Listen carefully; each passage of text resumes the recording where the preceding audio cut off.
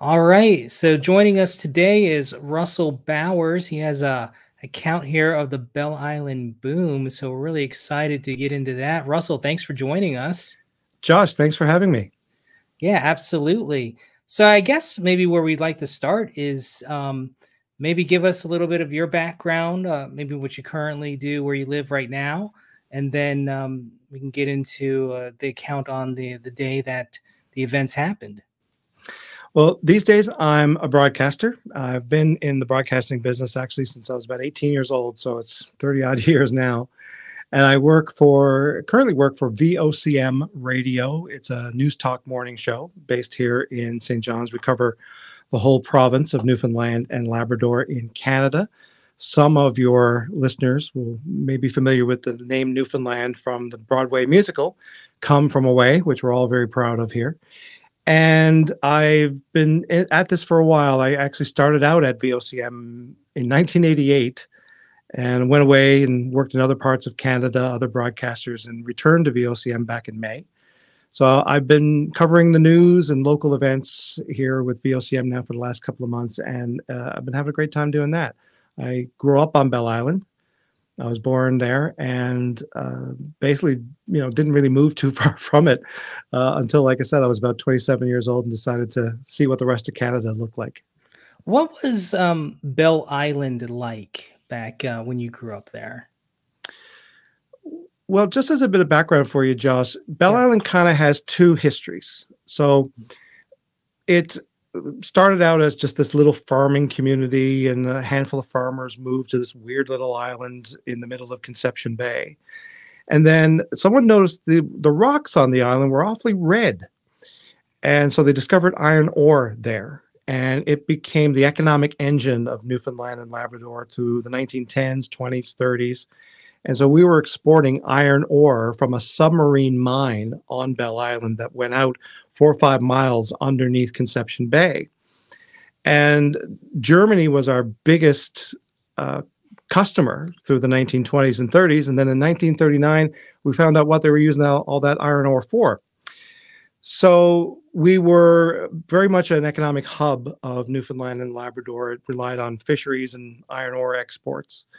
So Bell Island had that history up until about the 1950s, and then things started to decline. It was very expensive to get iron ore out from underneath the seabed.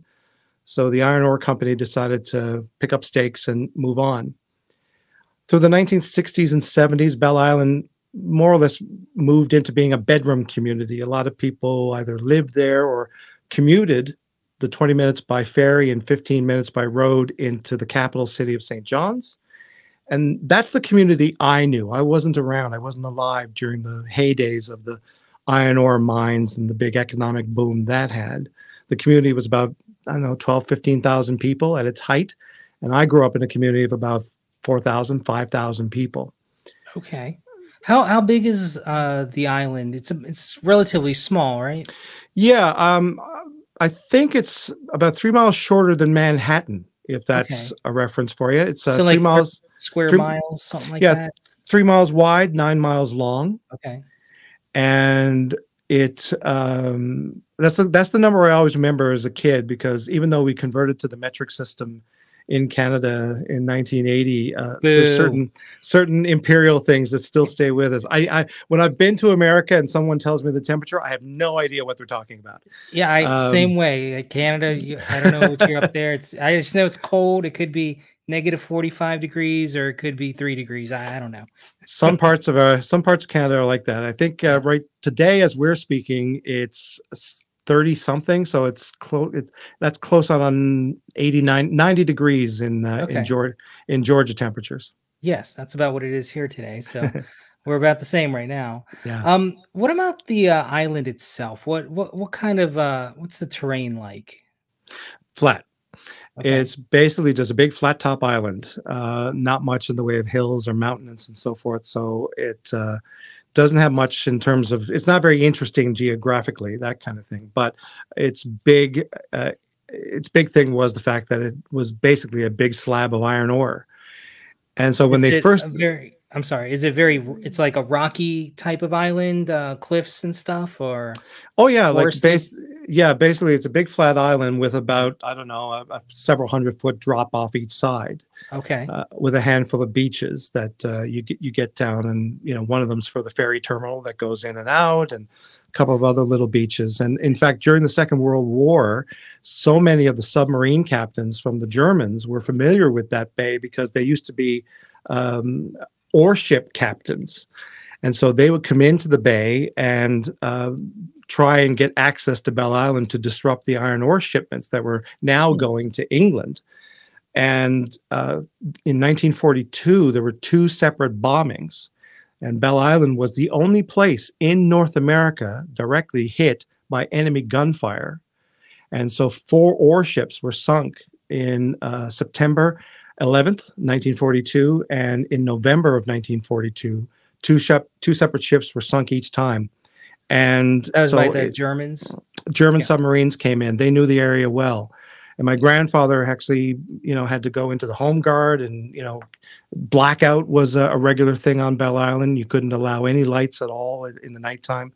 So yeah, it's basically, a fairly high cliffs that are essentially the entire island, with the exception of a handful of beaches. Is that unique to that island, or like a lot of the islands in that area kind of structured the same way? Most islands tend to have kind of a slope Okay. down to the, you go around most, like Newfoundland has a lot of islands, Yeah. and a lot of them will be somewhat hilly and, slopes down to the sea and so forth. But yeah, it's like Belle Island was just this weird little rock carved into the middle of Conception Bay, this flat, tall island that's right out there. So it's unique in the sense that it produced a lot of iron ore, and I guess maybe because it was so high up with the cliffs, it provided good strategic positioning, and that's why it got attacked as well. You think, or it was a good lookout point? I think Belle Island was attacked essentially because of the iron ore shipments that were still going in and out of the docks that were there heading to England. So Germany was just basically trying to disrupt the supply of steel Okay. to Britain. So that was the primary focus of their, like, Belle Island wasn't strategically important in terms of the war. Certainly, there were no military bases, no military installments on the island. There were other parts of Newfoundland that did have that for the war effort, but Belle Island wasn't on that list. Okay. So by the time you grew up there, it was kind of like in an economic downturn, I guess, and the population was about a third of it as it was at its height. Yeah. And what was, I guess, kind of like a typical day as a kid on the island, or what kind of lifestyle was it at that point? It's kind of, as I think back on it now, Josh, I think about how unique it was. It seemed fairly normal, I guess, when we were growing up. But, even into the 1980s, Belle Island had an air raid siren that would go off every 4 hours, starting at 8 o'clock in the morning. And the last one was, I think, 8 o'clock at night. And I don't know why, but every 4 hours we'd hear the air raid siren. So at 8 o'clock in the morning, we knew we had 15 minutes to get to school when we heard that. And we often heard it 4 o'clock in the afternoon when we were getting out of school. And then we'd hear it one more time just after supper. The town itself was, pretty mild. We had three or four schools on the island. We didn't have public school in the 1970s in Newfoundland at the time. Everything was run by churches. So you either went to a Catholic school or you went to a Protestant school. And we were essentially just a small community, and people knew their neighbors, and you socialized on the island for the most part. Although a lot of us by then made a regular habit of catching one of the two ferries from Belle Island over to the other side to go into St. John's to do our grocery shopping or clothes shopping, things like that. What were most people, I guess, doing? Like they commuted from the island to do work someplace else, or were they mostly farmers or something on the island? I think by then it was mostly what you'd call a bedroom community, Yeah. kind of a suburb of St. John's. And so there was a handful of people that were working on the island. My father worked on the island. He was a school teacher. So there were quite a number of school teachers that lived and worked on Belle Island. And then there were people who, worked in services, RCMP detachment, a library, stores, things like that. There was still a fair bit of that on the island at the time. And then for everyone else, they'd go into St. John's and work a 9 to 5 job or whatever, and then come back in the evening. It was a fairly long day because it usually meant you were at the boat by 6 or 7 o'clock in the morning, and you were getting home 6, 7 o'clock at night. But it was, but it was also you're economically depressed. There was a lot of people who were living off social programs, welfare, unemployment, things like that. Were the air raid sirens a product of it getting attacked during World War II, or is that something you think that was just kind of no? From what I gather, they weren't there prior to the war.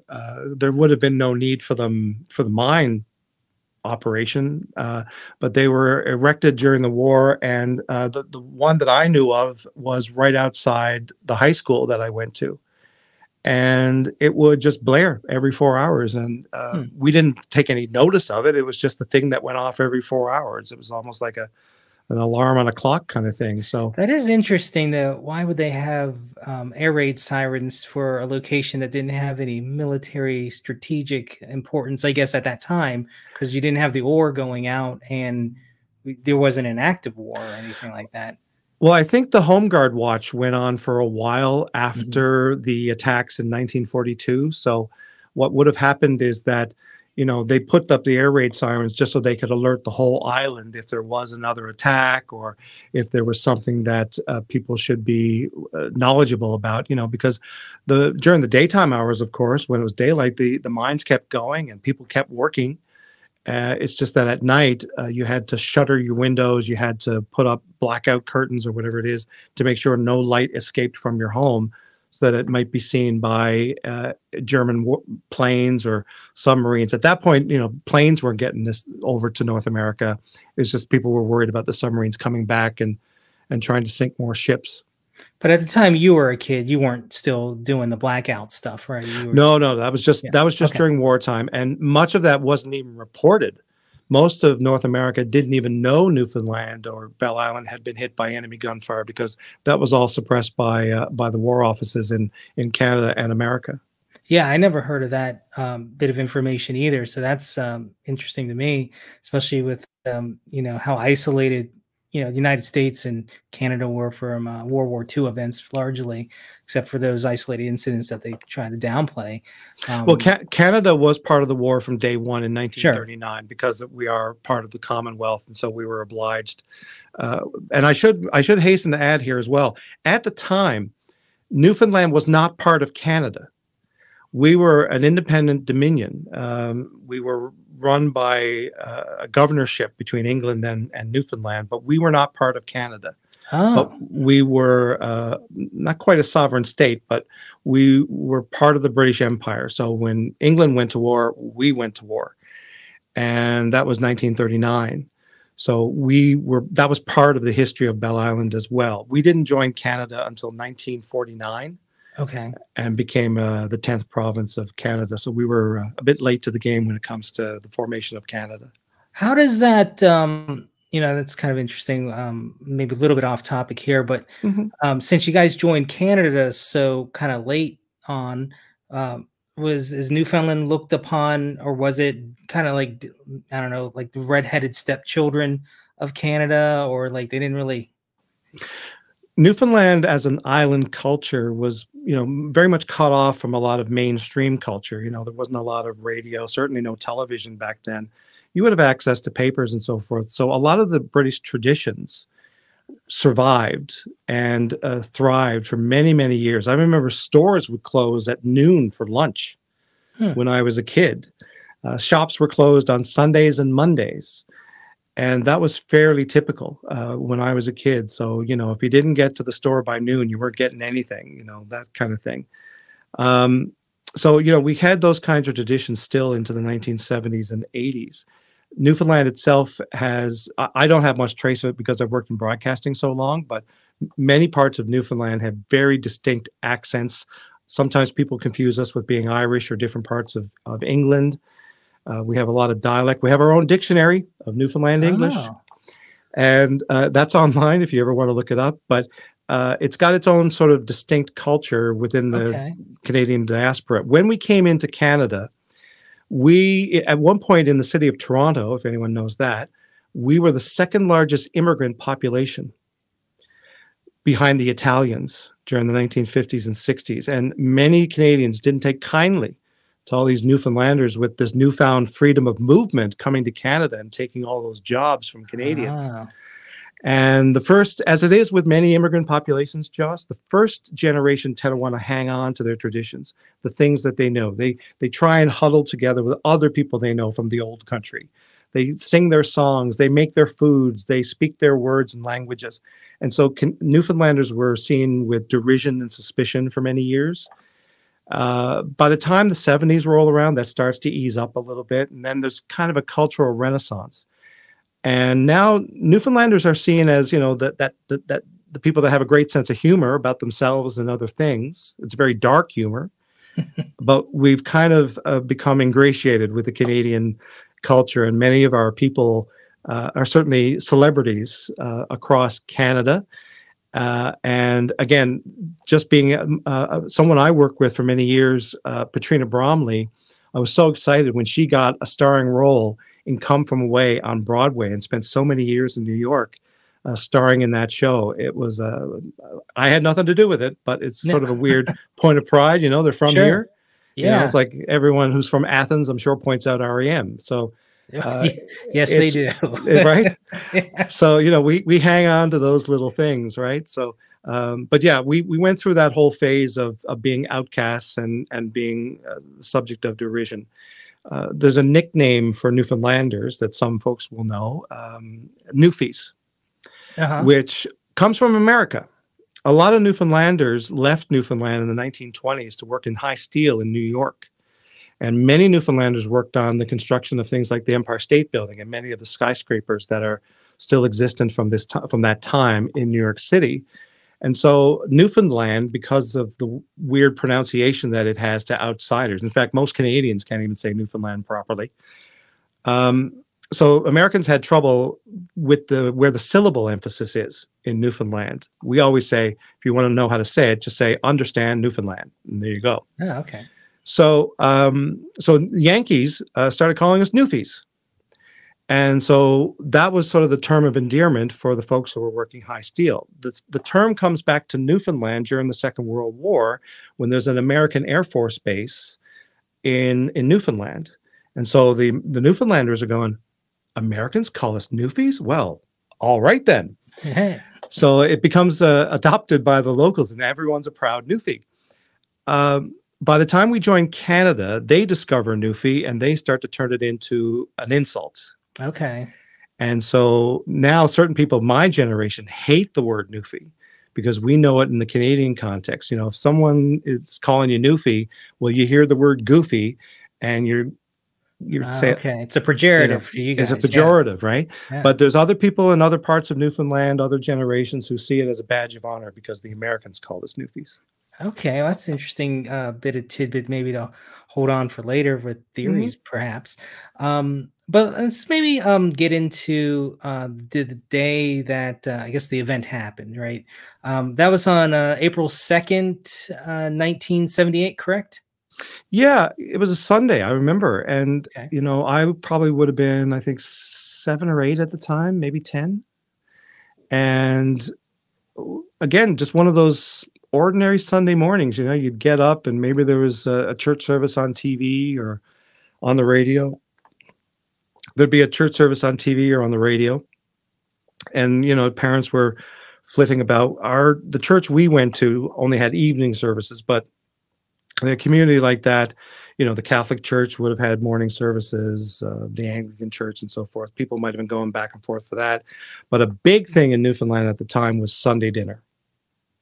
And that was usually, you know, a beef roast or, you know, a chicken. Big occasions, you'd have a ham or turkey and so forth. But the Sunday dinner was cultural in our province. It was when it was the big meal of the week. Everyone in the family was around. Maybe family members and neighbors would come from away to, you know, come dine with you that day. Kind of similar to, you know, I grew up the same way. We had Sunday dinners kind of like that. Might be culturally too, because I have family from the Upper Peninsula in Michigan, so right near Canada. Not so much where you're from, but no, maybe Michigan. some of that Canadians. tradition. Canadians like Michiganders. They're almost as Yeah, good as us. Same thing with Minnesotans. So we have a yeah, strong affinity with Minnesota and Michigan. But yeah, yeah. you're right. There are cultural things that certainly bring families together, and food obviously is one of them. Mhm. It wasn't formal. It wasn't something that we necessarily thought about. It was habitual more than anything else, right? Sure. And so for a lot of us, that was what we were doing on a Sunday morning, just getting ready for dinner. And then at some Preparing the point, foods and stuff like that. yeah, my father did a lot of that on Sundays, but all of a sudden we get this bang. And it sounded like it might have been thunder, but it was, again, louder than you'd normally suspect. It was so shockingly brief. And it wasn't cloudy. It wasn't stormy. It wasn't raining. None of the things you'd expect to have come with a thunderclap. I mean, April month is not exactly the sunniest month in Newfoundland ever. In fact, it's not unusual to have snow. And I think, actually, if memory serves, it was snowy that April. And we just heard this clap out of nowhere. And at the time, my mother was very, very nervous about that kind of thing. And so she immediately wanted to run around and unplug the fridge and unplug the TV because the lightning might come and hit the TV and blow us up as well. And, she had a lot of superstitions around electricity, as many people did in that era. But it seemed to, go by very, very quickly. Did it rattle anything or shake the house or windows that you remember? Yeah, I mean, a bit insofar as what you normally get. If you normally get like a huge thunderclap that's, close by and so forth, it's like, oh, that, the storm's getting closer, But it seemed like the flash of light and the thunderclap all happened at the same time, which it would when you're standing that close to it. Our house is probably 3 or 4 miles away from where it happened. Okay. Not far at all. Was that so if the island's oriented, you were living in the south end of the island? North, north central part of the island. Most of the people on Bell Island lived in that part of the island. The area where this hit is a place called Lance Cove. It's technically a different community. It's not part of the incorporated town that's on Bell Island, but Lance Cove is this nice little rural community almost on the side of the cliff that takes you down to Lance Cove Beach. Okay. And it's just a little community of folks that live away from the main center on Bell Island. We would go, there's a road that goes all through Bell Island, and we call it the Loop. And it wouldn't be unusual on a Sunday afternoon to say, oh, let's get in the car and go for a drive around the Loop. Okay. Small, as you would do. Yeah, small town entertainment. So what happened after you guys heard the clap and the boom? I don't know. It's one of those weird things because, again, we never really saw signs of a storm or anything. But then all of a sudden, we started getting phone calls, which is how stuff got around at that time. And next thing you know, oh, do you hear the big thunderclap? Oh, did you hear somebody got hit by lightning up in Lance Cove? Oh. And that's what we thought had happened. And so I think we just carried on as normal for a bit. And then we ended up having Sunday dinner and as a family. And then at some point said, oh, you got to get up and see Jim Bickford's place. Like, it's practically destroyed. Well, when the clap happened, that was around 11 a.m. or so? Around there, yeah. Okay. Yeah. And when you had the dinner, you're talking about early evening, like 5-ish? Okay, so another cultural difference. Okay. In Newfoundland, we consider dinner to be something you have at the lunch hour for America. So we consider the lunch hour dinner. And we consider what we have, what you would consider dinner, we call supper. Sure. Okay. I think in the American context, maybe supper is like a later thing. Like, you've missed your dinner, so you have a Yeah, it late supper. depends kind of where you are, Yeah. but yeah, I know like my family up in the UP in Michigan, they would say supper interchangeably for dinner, what most Americans call dinner in the evening time. So Yeah. And I think it's because our lunch hours were a bit more, it was more of a made meal as opposed to you were just grabbing a snack of some kind, right? sure. So yeah, we called dinner was the noon hour. A lunch actually would be something you'd have around 3 o'clock, what the Brits would call tea time. Okay. And then you'd have your supper at 6 o'clock and so forth. So yeah, in our context, Okay. Sunday dinner was usually served around noon or 1, give or take, Okay. whenever you got out of church. But So about an hour or so after you guys eat your midday yeah, meal, you yeah. started. So I'd say around 2:30, we started to sort of find out, oh, something really big happened. And and because we didn't have a lot of social media around us, for contrast, no one was really thinking in terms of anything nefarious. We just heard that there was this big bang, and then someone said, oh, Jim Bickford's place got hit. And so we drove up there to have a look. And we parked on the side of the road and we went in and saw, oh, look, places looks like it's, set off by a stick of dynamite or something. And So we knew his place is about 4 miles from your house. yeah, yeah, give or take four Okay. or 5 miles. And it was basically, How? I think, just the shed that was mainly hit. So I think he lost some chickens or something. And Okay. the main house had some damage to it, though. How sparsely populated, I guess, between like neighbors was it? Were you guys fairly close, or is it more like acres between you guys? I guess acres, but I mean, like where we lived on Belle Island, it was again the most populous area. Like, your neighbor was as close as your neighbor would be in Okay. Atlanta, so people lived fairly close together. Okay. Lance Cove, like I said, was just a little more spread out because it wasn't very populated. It was kind of this sort of rustic, More almost farmy type. pastoral Okay. kind of part of Belle Island, and so you would go, a few yards for sure between neighbors, but again, not super long Sure. distances. Okay. So you drive over to Bickford's house, Yeah. and I guess other neighbors are starting to kind of gather around this location at this time Again, it didn't really, and spread that fast. we weren't.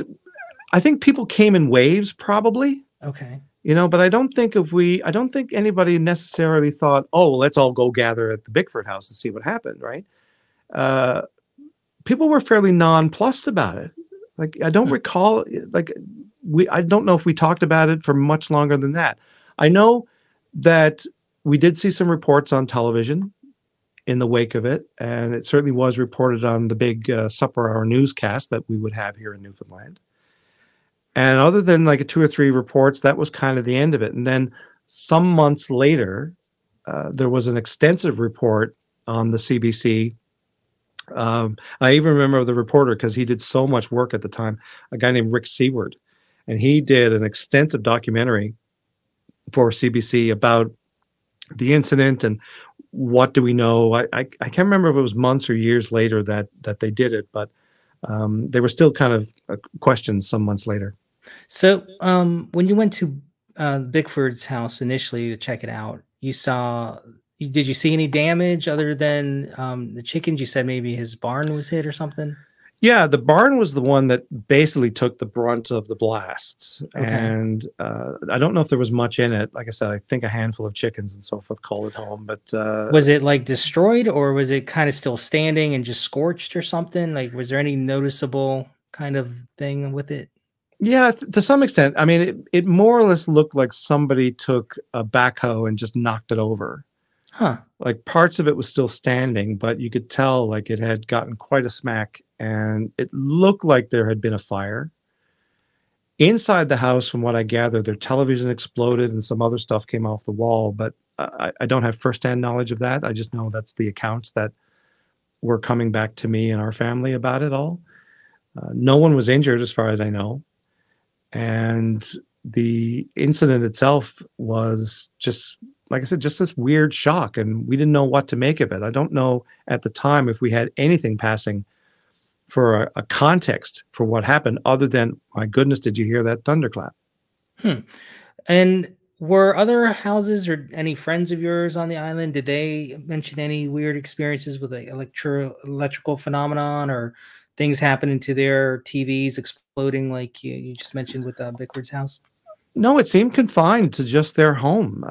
Huh. We certainly didn't have any damage on our home, and maybe the TV flashed or something, you know. Okay.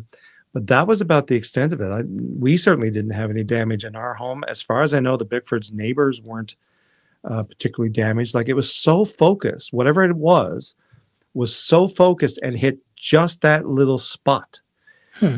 It didn't have like a cascading effect. There was nothing to kind of indicate that it had a ripple effect around the area.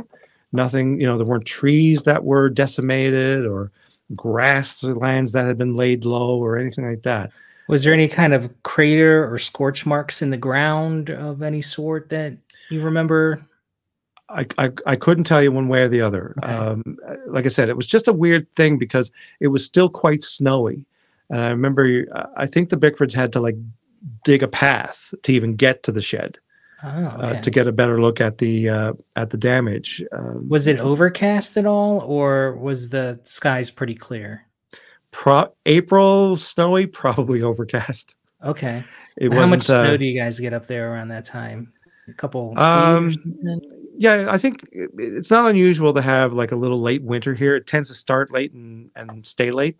Okay. So you would end up having, you know, the snow really start to show up in January, and then by April it's starting to peter off. But it wouldn't be unusual to have a foot of snow or 2 feet of snow on the ground even in April.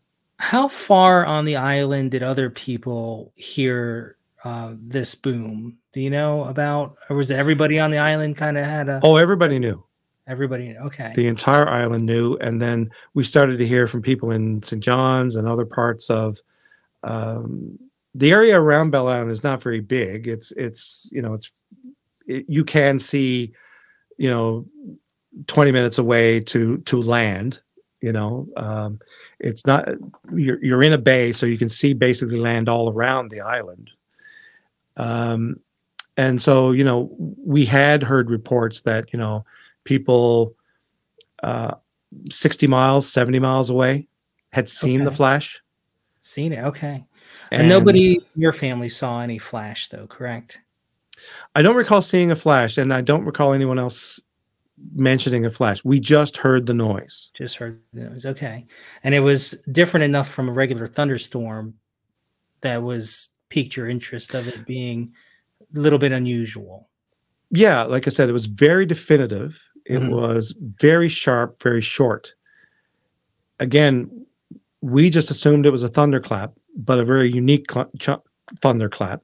So it didn't sound like a normal thunderclap then. It was just kind of in that family, is what you're trying to get Yeah, at? like very hard, very pronounced. Okay. You know, it like, again, not as much of the rumble from what I remember that you normally would have like with a thunderclap. Would you maybe associate it with the sound of a sonic boom of some sort, like an aircraft? To be honest with you, yeah, I think that's probably the closest thing to it. And the reason being because we used to hear those on a fairly regular basis when Concorde used to go back and forth between New York and London and Paris. It was actually fairly typical to hear a sonic boom from Concorde Okay. over our It was particular. different enough from that from your experience. Well, just because it was much closer, Okay, yeah, because right? Concorde wasn't flying over your island.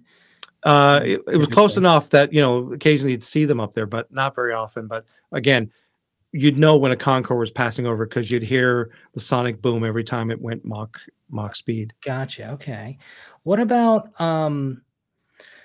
did I think I saw somewhere that because the Concorde's path did kind of like parallel a little bit to your island that you were saying, they rerouted it after this incident. Was that a fact? Do you know? You may have to ask someone else about that. I don't Okay, know. sure. I just know that the sonic booms were a fairly regular thing when I was growing up. Now, when they stopped, I don't know. Yeah, I did see something also too around this time. the phenomenons on the East Coast, mostly in the United States, but I think around in the late 70s, there were these booms happening as well. Not quite to the extent of Bell Island's boom, but just these mysterious sounds that would pop up along the East Coast. Is that something, were you hearing stuff like that before this incident or after the incident? I don't know if it lingered with us as a Okay. population, to be honest with you. Like I said, I know the CBC did a documentary either some months or a couple of years after it all happened. And in the documentary that Rick Seward did, he certainly brought that up. But that's something that I know simply because, you know, it's been preserved on YouTube and I could go back and watch it and kind of remind myself of some of the events of the day. He was the one who kind of went into the deeper detail about the fact that other parts of the eastern seaboard of America was getting these incidents. And then that sort of went down the rabbit hole of, well, you know, is this military testing? Is this something that, you know, either America or Russia are testing and it's top secret and we're not to know about it? And there's all that kind of stuff that kind of came up after the fact. But well, what was the chatter on the island? Like, what were they thinking it was after it kind of like everybody had time to process it a little bit?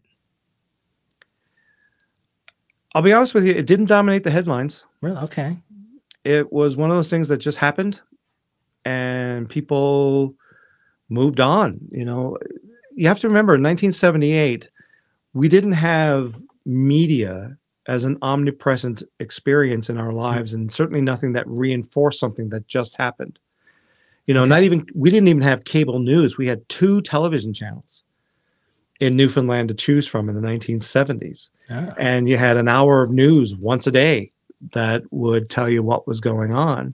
It's not like even in the 1980s, I remember the rerun of the Reagan assassination. My goodness, how many times did that get rerun in the days after it happened? And now, of course, we had the unfortunate situation in Pennsylvania with former President Trump. How many times has that been rerun and will be endlessly commented on and ruminated upon and recycled, and every kind of, you know, thing is going to come out of that. But in 1978, it wasn't something that would dominate the headlines. It wasn't something that was reiterated in our consciousness. It's something we remembered having been through and obviously being a singular event, but it's not something that defined 1978 or even the late 70s. That is a good point. I think a lot of people today forget just how sparse the you know, environment was for media back then. Just how isolated, especially in your particular community there, being kind of like more remote, I guess, than most other places in Canada. You just weren't getting weren't getting inundated with that kind of stuff.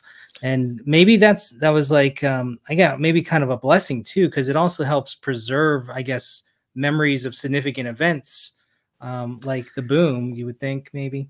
It is kind of a weird thing because you have memory is such a faulty thing. And you have this sense of you're convinced you know how things happened. But I'm convinced about certain things about watching hockey when I was a kid. And you go back now and you watch some of those games on YouTube and you kind of go, I thought players had their names on the back of the jerseys back then. I didn't realize that player played for them, you know? Yeah. And so when you go back and watch the actual evidence of, say, a hockey game, you kind of go, that's not the way I remember it. Like, you might remember the score, you might remember a couple of star players, but there's certain minutia that sort of flies past you. And so as the years have gone by, the exception here is that we haven't revisited it. We haven't mythologized it. We haven't created some kind of, I guess, cottage industry around it. You know, we haven't put up a fence around the shed and say, come see our, you know, lightning clap shed or anything like that. We haven't monetized it. Maybe we should have, but it's not too late. Yeah. I wonder if the shed's still there or if the Bickfords have moved on at all.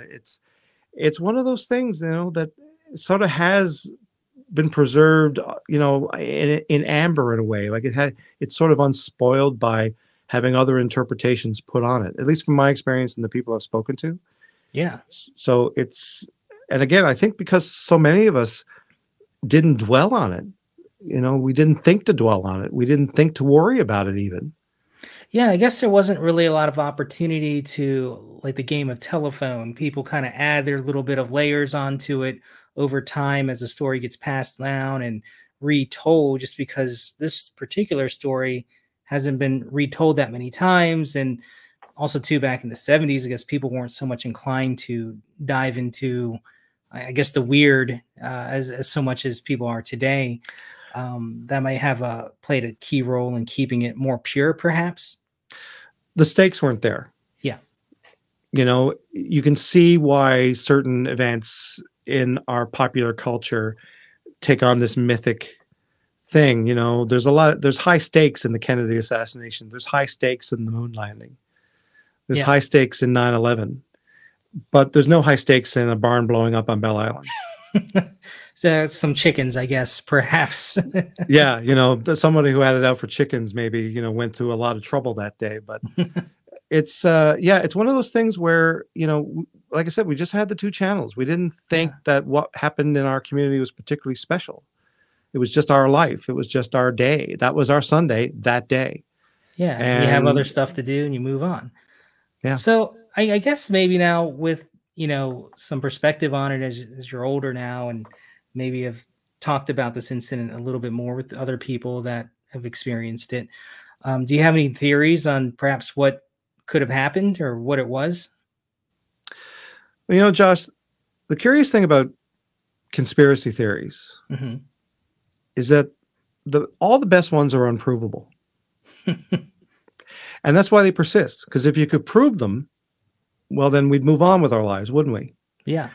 But a conspiracy theory works best when no one can prove it's true. And I think for modern audiences, and this story, as you know, has been revisited a few times, and sometimes for entertainment value and sometimes for genuine scientific inquiry. And in this case, it seems like what was going on at the time and the shenanigans of the Cold War and different weapon systems being tested out. I don't know the sophistication of what was being tested at the time. And, you'd have to be much more up on military history and Cold War history than I am. The only thing that has ever made sense to me is the fact that this was a military test that went wrong. If you're Russia trying to attack something, I don't think you're going to pick a chicken barn on Belle Island necessarily. I mean, yes, it is nondescript, it's out of the way, and who's going to care about a chicken barn on Belle Island? But it just seems like an odd target to go after. I mean, there's been theories about, because it's an island made of iron ore, that there might have been some magnetic properties that would have caused the lightning strike to happen. Because if you study lightning, you know that lightning actually goes from the ground to the sky, not the other way around. Mm-hmm. And so there's been those kinds of theories. But, it's always the problem with all these things is that to what end? If that's the case, then what was trying to be proved? Who was trying to get a point here?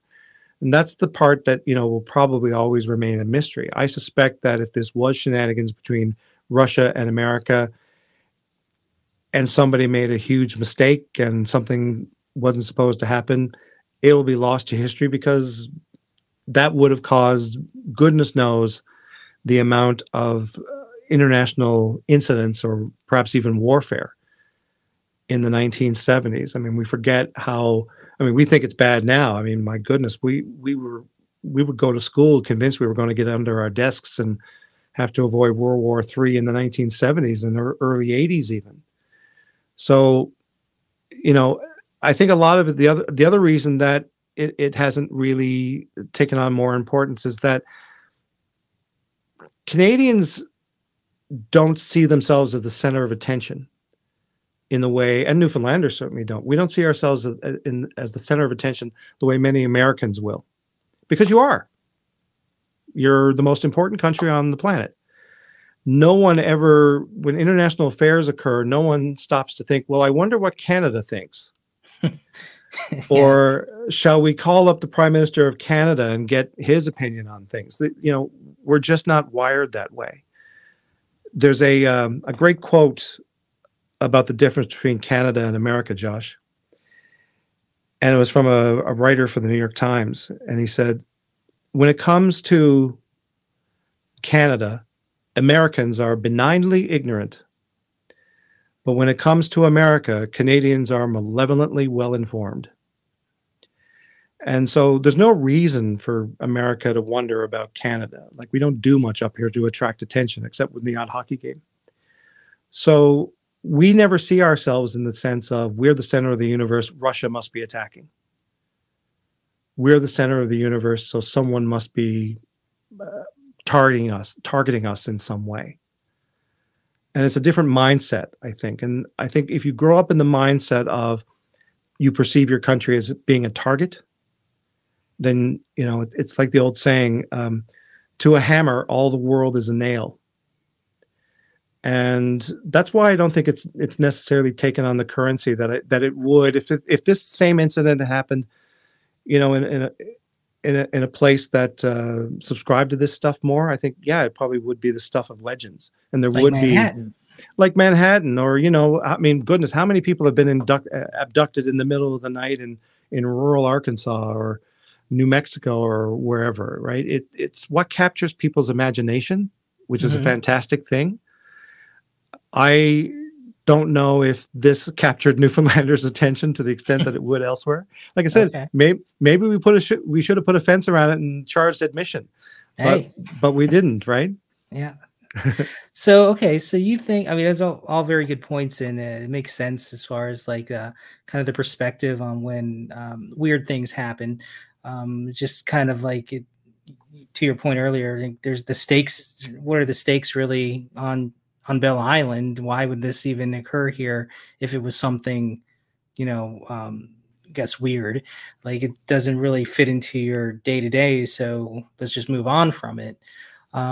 So with that, so I think I pulled from it that it seems like you perhaps believe that it was just some kind of military exercise or test that was happening near your island, and something happened. Are you saying it was Canadian military or U.S. military or like Russian military?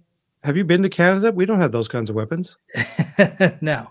No, I don't think it was anything that was being tested by our country. Yeah. If it's anything, it's definitely something that would have been tested by America or the Soviet Union at the time. I mean, you know, from what I gather, there were experiments with this kind of stuff back in the 1970s. And Talking about energy weapons or like traditional bombs? Well, energy weapons and so Okay. forth. You know, can we shoot lasers from space or whatever it is? Sure. I know that Russia made some noise about having some kind of supersonic missile that no one could detect and that kind of thing. So who knows? You know, sometimes these things are not necessarily, again, I don't know if they're all these things are necessarily as nefarious as people would have them believe, because obviously it's more fun to believe that. And some people want that to be true, and they need it to be true because it backs up a worldview that they have.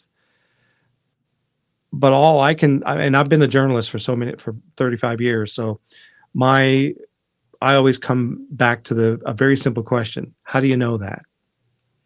And who have you spoken to firsthand to get that information? So many of us can go on the internet and do searches, but just because you have Google, it doesn't mean you know what you're looking for. Yeah, that's true. Ask any librarian what they think about Google. You know, so I get people's curiosity, and my goodness, it's fun to talk about. And my goodness, it's fun to theorize about these kinds of things. And, you know, if it brings some enlightenment into the world that, oh, I didn't know that place of the world even existed, you know, so that's all good. That's all fantastic. And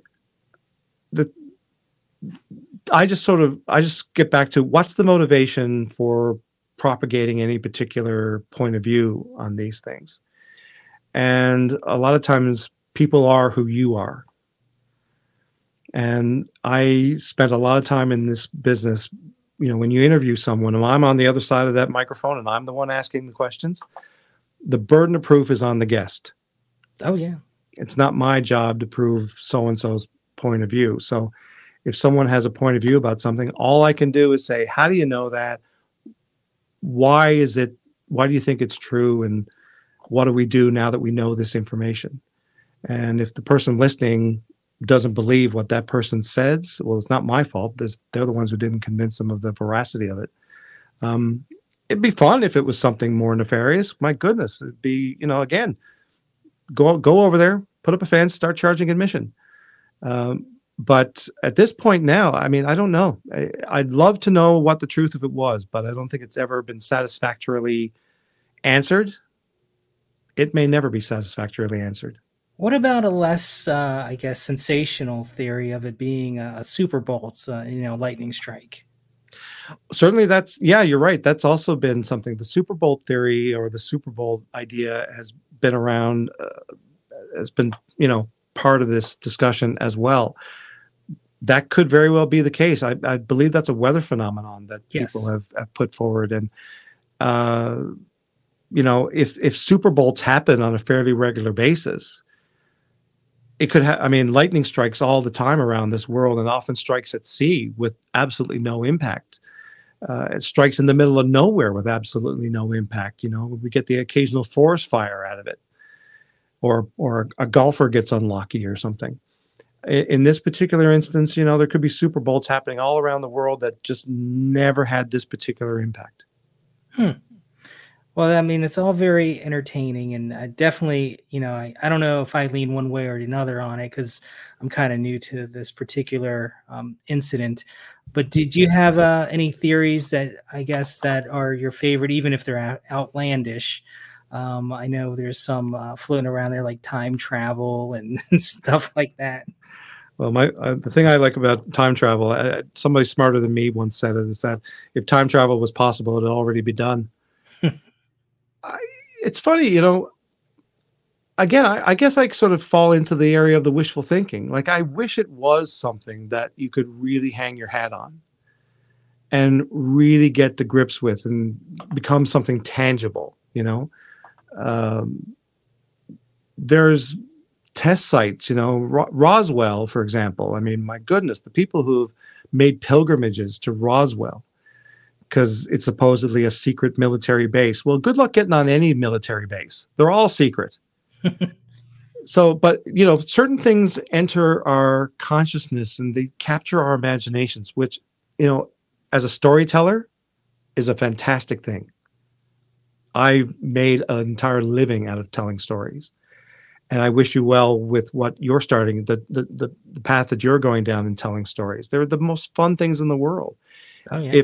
If nothing else out of this, if you've learned a little bit about a weird little island off the coast of the North Atlantic, well, then that's fantastic too. I'm sure our tourism department would be happy to have you come visit. It's there's nothing that has cropped up that I've kind of went, oh, it could be that. That does kind of make sense. And other than it's either a military thing that went awry or it's just some really weird weather phenomena and we were just unlucky enough to get hit by it that day. In either instance. Exploding chickens. Exploding chickens. Those chickens did something to somebody that day. And it must have, I don't know. Has anybody asked Colonel Sanders what he was up to in the 1970s? Maybe. No, but I think I'll try to get him on the line next and see. I think you should, Josh. I think we've opened up a line of inquiry here that has heretofore been unexplored. So, the KFC Ray, my goodness. KFC Ray, yes. Telltale Guys breaking it. There's your title. Is the KFC Ray real? KFC Ray, I like it. And did it hit Newfoundland in 1978? So that's as good as any. That's as good as any to me. All right. Well, I think maybe we'll leave it at that, and then we'll see if maybe we can explore that in the future, perhaps. Russell, I appreciate your time, and thank you for sharing your story and experience of the Bell Island boom. Is there anything else you'd like to share or add? Josh, I think podcasting is a fantastic thing. I'm so glad you're doing this. I'm so glad so many people come to the table with their points of view. And it's radio on demand, and I've worked in radio my whole life. I love people who tell stories, so I just want to commend you on doing that. And may you tell stories for many years to come, and I hope you get to hear many more interesting ones like this one, and Who knows? You may even hear some really interesting ones on this one yet to come that are far more far-fetched than my simple explanations. Oh no, appreciate it. Yeah, and thank you for the kind words. And if you have any updates for us, let me know. We'll have you back on. Anytime you want to chat, Josh, I'm happy to be here. All right. Thank you, Russell.